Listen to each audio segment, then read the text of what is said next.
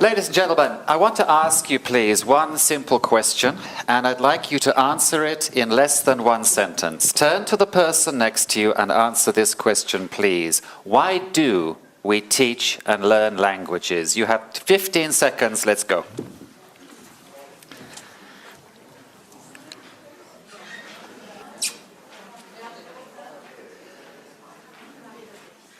The most common answer, which you probably said to each other just now, was something to do with communication, or something to do with culture, or something to do with both. Excellent.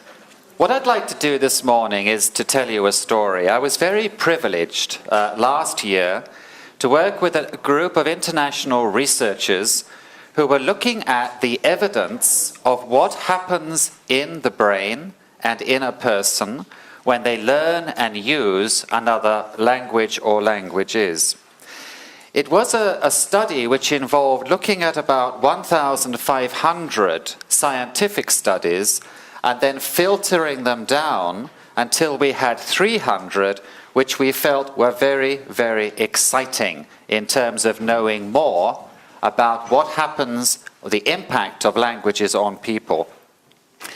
The research was a macro study and it did not produce conclusive proof, but it did produce very exciting indicators. And today, what I want to do is to tell you the story of what was coming from that research, which, as I say, was European-wide, and which actually has been given to you as a 20-page handout. And for those of you watching this on television, you can find it at this internet address. One of the most exciting words that I discovered, and it may be that you've known about this word for a long time, was the word neuroplasticity. Can you say that in English all together? 1, 2, 3. Very good. I found this word very, very exciting because up until I started this 2 years contract, I was one of those people who assumed that people are in a way programmed, that they are in a way wired. You know, because I mean, after all, if you go to the bookshop at Stockholm Airport, you'll find lots of books about men and women's communication style. You'll find that books called what? Men are from Marsh, or Mars, okay, and women are from Venus, all right, and other such books of a very, very questionable value. The word neuroplasticity is exciting because it is to do with the idea that the brain is like a muscle. It is not a muscle, of course, but it is like a muscle, and that it responds very quickly to the right type of input. And thinking in another language, be it meänkieli, be it Finnish, be it Swedish, is a stimulate on the brain. In the 1930s, it was a man called Donald Hebb who put together this saying at the front here: neurons that fire together, wire together. And I think this is a very exciting phrase for today's presentation, which is about multilingualism, education, and then creativity. Because it has been said that if you go into a primary school, you will often see very excited 6-year-olds. But if you go into a secondary school, you'll often see very bored 16-year-olds. And I think when we think about a language as important as meänkieli, as important as other languages that are under threat, it is very, very important to think about the solutions which we have in mind. So what does the research indicate? There's one point that I found very, very interesting. It is that between 2005 and 2010, the number of scientific studies coming from the neurosciences was escalating very, very rapidly. I would assume, therefore, that the period 2010 to 2015 will show an even greater rise. So it may be that even though now we are not at this aha time where we could say, knowing 2 languages definitely means this, I think we're getting very, very close. Within 5 or 10 years, this situation will probably be very, very clear. Let me show you something. Now, this is not in Finnish mammi, and it's not, what is that mammi in meänkieli? Is it mammia? Huh? Meänkieli? Not mamma mia in Swedish. No, okay. Mammia. It's not mammi or mammia. I want to show you this because this is basically an archetype of a brain, okay? On the left-hand side, you have the brain of a child who has learned Spanish in yellow and English in green from a very early age. On the right-hand side, you have the Spanish in yellow and the English in green as an adult. And, da-da, in the middle, we have the adolescent brain. On the left-hand side, you have the brain, the young brain of a human being who learned 2 languages in a natural environment. On the right-hand side, it's not the age, which is the decisive factor of the positioning of the languages. It's actually how they learned the language. And the theme that I'd like to bring you this morning when we look at this research is this. We can see an impact coming from thinking in another language. We need to make sure that that is embedded in how we teach and learn languages, because the left-hand brain, the early second language brain, can be replicated in an older person if the way in which they learn the language is done in a certain fashion. There is, according to this research, a very powerful added value to knowing more than one language. The research is mostly on 2 languages, and it is rarely on 3 languages, but there is no reason to suppose that 3 languages might not be as good, if not better, than knowing 2 languages. This study was commissioned by the European Commission because they are having a hard battle justifying the money that they are putting into language learning. Interpretation costs an absolute fortune in the European Union, but the amount of funding to support different languages is always a pressure point, and it's always under threat. Therefore, they asked, is there really an added value? People say there's a social value. Yeah, it's hard to quantify. People say there's a financial value. Yeah, it's hard to quantify. People say there's a cultural value. Yeah, it's hard to quantify. But this is very, very exciting because this is added value relating directly to the brain. How many of you in this room are bilingual? Could you please put up your hand if you are a bilingual? That's very interesting because there are very few hands going up in the room. Let me ask this in a different way. How many of you in this room know one and some of another language? 100% almost. Okay, some of us are asleep, but that's all right. Okay, this is a very high proportion. This means, ladies and gentlemen, that what we're talking about now relates to you. Okay? Why? Because of the research that says actually quite a small amount of learning another language, if you're thinking in it, not if you know all the words and the grammar rules, but if you're thinking in it, can actually start to bring about the impact that we have here. Enhanced short-term memory is possibly the most exciting physiologically. The short-term memory being stronger. That has an impact on learning in general, because the short-term memory is essential for learning any subjects across the curriculum. So languages are having an impact, a positive impact on learning in general. Why, I asked myself many years ago, do we have to learn Greek and Latin at my school? Did any of you learn Greek and Latin at school? Quite a number. And why was it? Was it the cultural? I'm not going to ask the question because we don't have the microphones, but let me answer it for you, and I hope you agree. If you don't, we'll talk about it over lunch.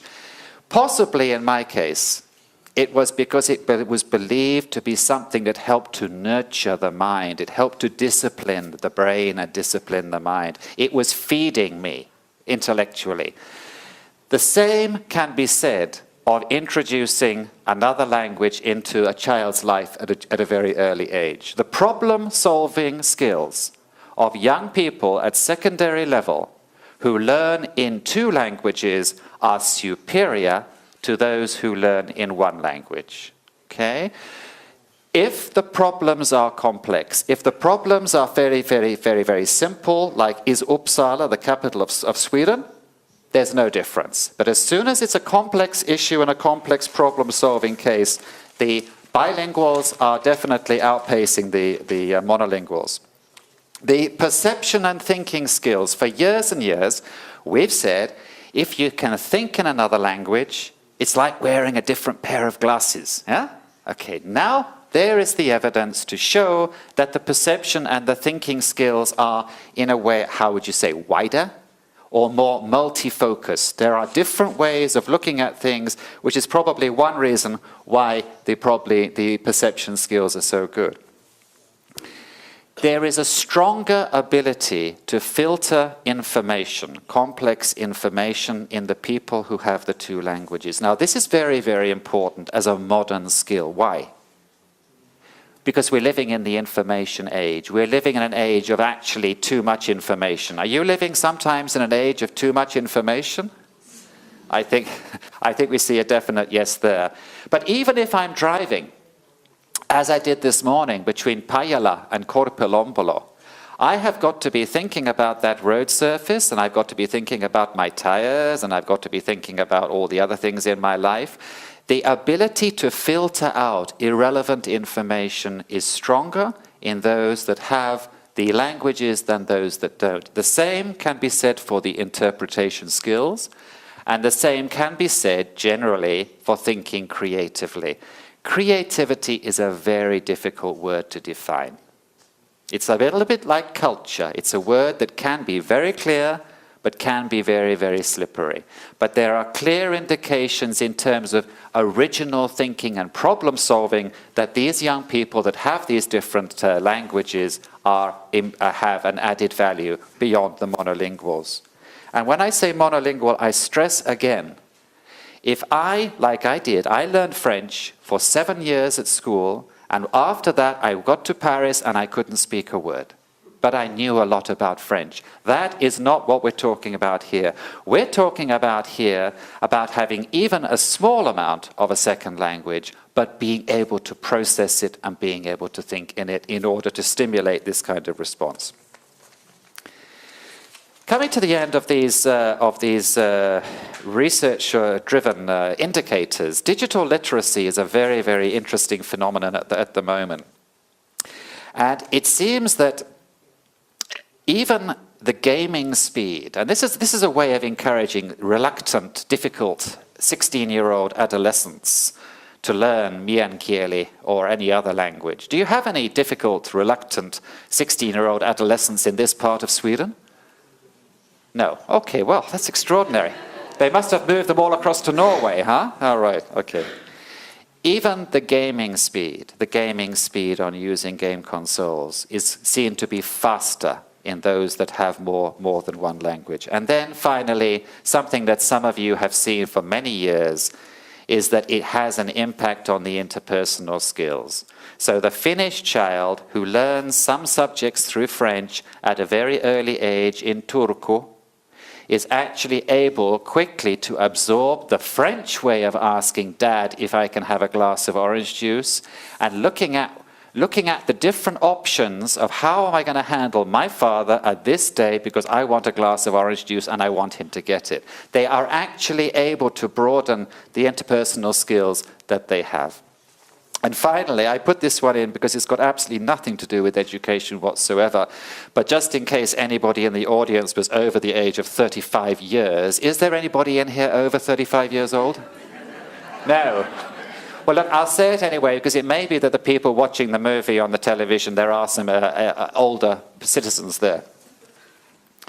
This work started coming from Canada, from somebody called Ellen Bialystok, and it has been replicated quite many times now, about 4 times, and it is absolutely fascinating. A 5-year delay in the onset of age-related diminishment. You can't say it stops dementia, you certainly cannot say it stops Alzheimer's, but you can see a very clear delay. And looking at why that happens, it seems that the two languages actually protect each other from the kind of onset of age-related diminishment which we see in various populations. Therefore, ergo, actually encouraging bilingualism or trilingualism in a community, in a region, may have a washback economic effect in reducing healthcare costs of something that is extremely pertinent and extremely expensive, which is handling people who are elderly and very sick. So this kind of information is all very, very exciting indeed. Now, let's come to education. What should we be doing according to according to my own and also the work that the people that I've had the privilege of working with would suggest? What do we do? Firstly, there needs to be a dialogue between teachers of different languages.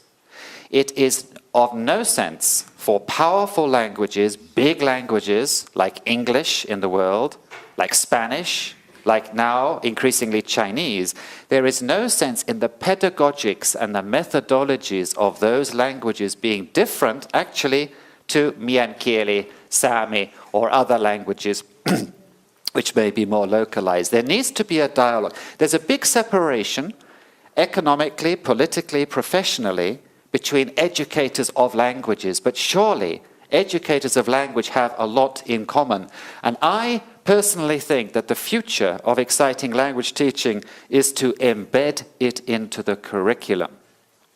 The OECD recently have produced a study where they claim there are 2 subjects in the curriculum that are particularly unsuitable to be taught as separate subjects. And those 2 subjects are, one begins with M in English, mathematics, and the other one are languages. I would like to see languages embedded more realistically into the curriculum. We need to be creative in education. In order to make education creative, we really do need to look at how we are now dealing with our language teaching. I think we had a mention of the language bath or the language shower. Was it kieli pesa? Okay, I'm glad I got that right. Actions like this are very exciting and the results are very interesting. And if any of you are in this room are interested in the pedagogics of how you embed language into the curriculum in a constructive way, then what we can do is try to ensure that there's a place on the website where you can find this information. It's a matter, ladies and gentlemen, now for this generation of using language to learn and learning to use language, not having language separated in the curriculum as a separate subject. It's not going to work anymore. We need to be holistic. The language content that the children learn when they learn a second language needs to be challenging cognitively, because otherwise you're not going to spark those neurons, and it needs to be holistic. Often language learning is artificial. Often it's detached from reality. Often the cultural reference points bear no relation to what the child is really interested in. We need to think very clearly. There's a very good structure which we use in the European integration language learning movement called the 4 Cs. And it was where the language environment contains references to these particular points. Again, if you wish to know more about this, you can find the information in your handout. We need to engage and to inspire children. In Finland, I am hearing, with the 3 cameras on me, I am hearing that children are increasingly bored in their English language lessons. How is that possible? English language has more money behind it than any other in terms of making materials, in terms of the options you can do. Why are they getting bored? Because they're learning their English outside of the language lesson, and the teaching is underestimating their skills. Mien kieli should not be something which is exoticized or which is locked into separate packages and separate lessons. And there was work done in Pelo. Rita Tiri is in the audience here. She may speak about it if you want, where we tried to combine Russian. We tried to combine Swedish, Finnish, and mien kieli into a language environment primary school. It was a very exciting study and well worth having a look at. We absolutely have to adapt to this new generation. Now, the under 25-year-olds or under 30-year-olds, they may look the same, they may sound the same, they may sing the same, but they are very different up here to us. This is a generation who become quite impatient if things aren't fairly immediate. You may say avatars are unreal, but this is the generation that actually does need authenticity. It needs reality, even if it's an unreal reality for us.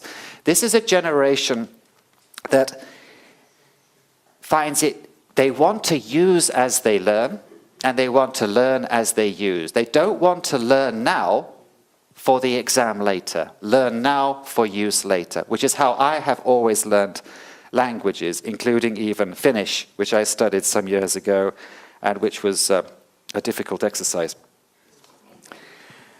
No, let me go back to that actually, if I may. Let me just ask you a quick question. How many hours a week do young people in the environments in which you live and work spend on game consoles or the internet or some sort of computer? Can you just turn to the person next to you? 16-year-olds in your area, how many hours a week on the internet or game consoles?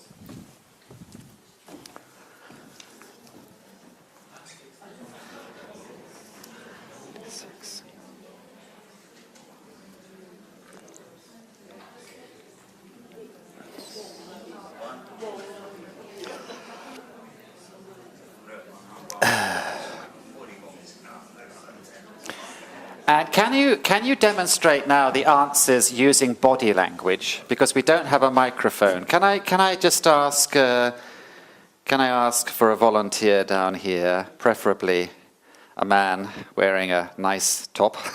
How many hours a week? Show me with your hand. For a 16-year-old, yeah, up to 70 hours a week. Wow. 70 hours a week, goodness me. Over here on the left, preferably somebody who's smiling. 25? 25 to 30 hours a week is fairly common. These young people are very, very different. Every generation's different, we know that. We were different once. But this generation is different. And something's happening out there which you need to know about, because in my view, and I've listened yesterday, I'm very, very, very pleased that I was invited to come here to work with a group of people that I'm not normally working with. But to my mind, we need either, as a professional community, to be reactive or to be proactive. And sometimes we need to be both at the same time. But it's easy to become overly reactive, although that was not the impression I had yesterday. Being proactive, and this relates to the second document which we've actually produced for you here today. This comes from a think tank, which is a group of 25 people from industry, from publishing, from education, from psychology, from different countries who come together to talk about the future of languages in education. And I really hope that this might be of interest to all of us here who are involved with languages and mycket, because one of the most exciting developments here relates to what the high-tech companies are now doing.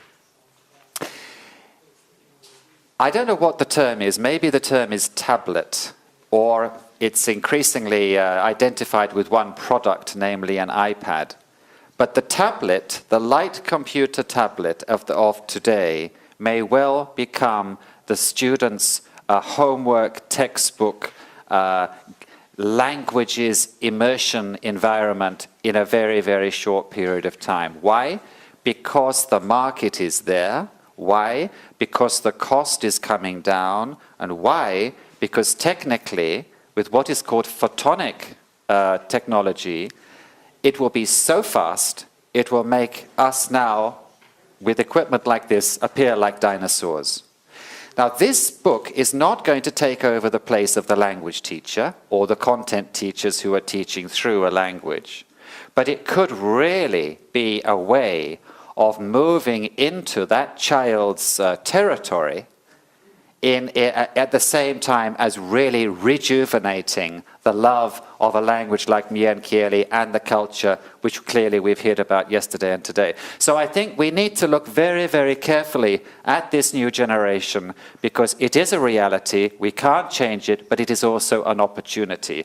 Although maybe those of you who have young adolescents in the audience may also be worrying about the number of hours. If it's 70 hours for my children, I wouldn't be here. I'd be at home biting my fingernails. At the European level, there's a lot of research at the moment being done on starting early. We've known about this for years. We've argued that there is a critical, threshold, etc. But it does seem that starting early and immersing a child in the sounds of a language from a very early age is certainly a very hot topic at the moment. I don't know much about early language learning, but I do know this. The neuro-linguistic studies on the area are saying that we constantly underestimate the ability of a young mind to absorb different languages. In Japan, recently, they've talked about raising the age at which they would introduce the first foreign language. They didn't want to raise it earlier because they feared it would threaten the Japanese first language development. So now, I was told recently, they want to raise it to 13 years old. 13, I said, they could be married at that age. I think the whole issue of how we introduce a language in the kindergarten, in the primary, we heard yesterday from one of the colleagues here from Inari, about something called Language Nest. These are very, very exciting drivers for assuring success in the future and so on. As a parent, as an adult, as a teacher, as a politician, whoever we are in this room, there are clear signs that there is a positive added value which comes from knowing something of a second language. It's very, very clear. The impact of this is not just on the brain in a cold way, in a chemical way, in a physiological way. It is actually on the person. It's on creating people who have greater skills in order to achieve what they want to achieve than perhaps they might have if they were only monolingual. It's not a matter of teaching a language for the sake of the language, or for the sake of arguing that the culture has got to be maintained. It's more a matter of teaching a language for the sake of life. And I think that it's a very exciting time to be involved in languages. And as communities, as professional communities, the mycket community needs to see what the other language educational communities are doing. And there really should be dialogue between the two. I would just like to say a very warm thank you to Erling Wande for being part of organizing this and inviting me, Harriet Kuapa for being a wonderful person who doesn't make you worry about anything, so much so that I never printed the messages that she sent me so wonderfully to tell me where to come. Paul Fisher for his interpretation here and the team, and I wish you all very, very thank you for listening to me. If I understand you right, you are speaking in favor of integrating several languages in school. Yeah. Yeah, and you said you better start as early as possible. Yeah. Anna, du har pratat om att integrera I'm sorry. skolan och börja så tidigt som möjligt. There is a debate going on concerning whether it's dangerous to, what should I say, to introduce a foreign language at the same time as you are learning to read and write in your first language. And I would like to hear your opinion about that and what are you saying to those that are skeptical of introducing a new language. For instance, English. Sorry. Frågan om risker med att introducera ett andra språk samtidigt som man ska lära sig skriva sitt modersmål. I wish I had a whole day here, because that would justify another night in this area. Det skulle motivera till övernattning här i området. But we don't have that. Different countries have responded differently in European Union towards embedding language learning into the curriculum. Olika länder har agerat olika på det här med att inom EU-området att baka in ett språk i undervisning. This integration is not actually different to what's happening in other areas of our life. Our mobile phone is no longer a mobile phone. It's an integrated phenomenon. I mean, if it's a Finnish one, it even makes the coffee. You know, fantastic. Det här tanken med att integrera, så det gäller inte bara språk. Våra mobiltelefoner inte längre bara mobiltelefoner. Entertainment. You take Cirque du Soleil. It's not a circus, it's not a drama, it's a combination of excellence brought into a new package. Inom underhållningsbranschen finns det nya sätt att baka ihop olika sorters underhållning. And the same thing is happening with excellence in language education, which is called Content and Language Integrated Learning, or CLIL in English. Och samma sak gäller toppnivå språkinlärning. Det var en förkort. CLIL, C-L-I-L, and you will find it in the internet. C-L-I-L. C-L-I-L. Now, Finns på internet och man kan googla. this movement started before the research evidence to know what would happen was available. Rörelsen började innan forskningen kom med fakta att underbygga det. Some countries now are reporting solid research evidence which is very favorable in terms of early languages learning.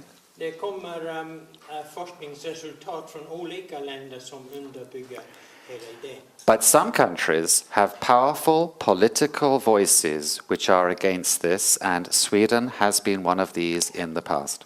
Men vissa länder har ett starkt politiskt röst som försöker stoppa det, och Sverige har varit ett av de länderna. I would willingly have a dialogue with your Swedish experts who are against this anytime, because it is Sweden, Slovenia and Iceland which are the only countries where there has been this vocal, strong, uninformed, in my view, argument against embedding languages. Det är Slovenien, Island och Sverige bland annat som har varit högröstat i sina kritik av det hela, och jag skulle gärna ha en pratstund med deras politiker.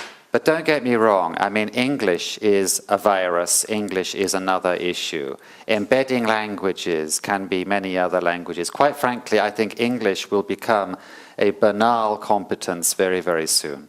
We will not need to teach it in the way that we do, but that should open space for stimulating and nurturing the mind with other languages. Det här med att baka in språk i utbildningen, det gäller inte engelska på samma sätt. Engelska är i en klass för sig. Among European minorities, you talk about the need of being four-lingual. You should know our own common language. We all speak it, our mother tongue. Bland språkminoriteten i allmänhet i Europa så pratar man mest om fyrspråkighet. You should know the main language of the country where you live. You should know a third language, preferably English, and a fourth language, and I suggest the largest mother tongue in Europe, spoken also in Central Europe, German, which is a very useful language indeed. I Centraleuropa pratar man om att man ska kunna landets officiella språk, engelska och tyska är ganska utbrett. So I suppose that the students leaving the schools in Pajala are four-lingual when they leave the school. The majority students, they are a little bit more stupid, so they need only three languages according to European standards. And we live in Europe. Jag antar att fyrspråkighet är ganska vanligt i Pajala-området. Thank you. Ja, eller bara trespråkighet i vissa fall. Man är lite långsamt. It's an exciting future, ladies and gentlemen. I hope to see you there and hope to be part of this in the future. But thank you very much indeed.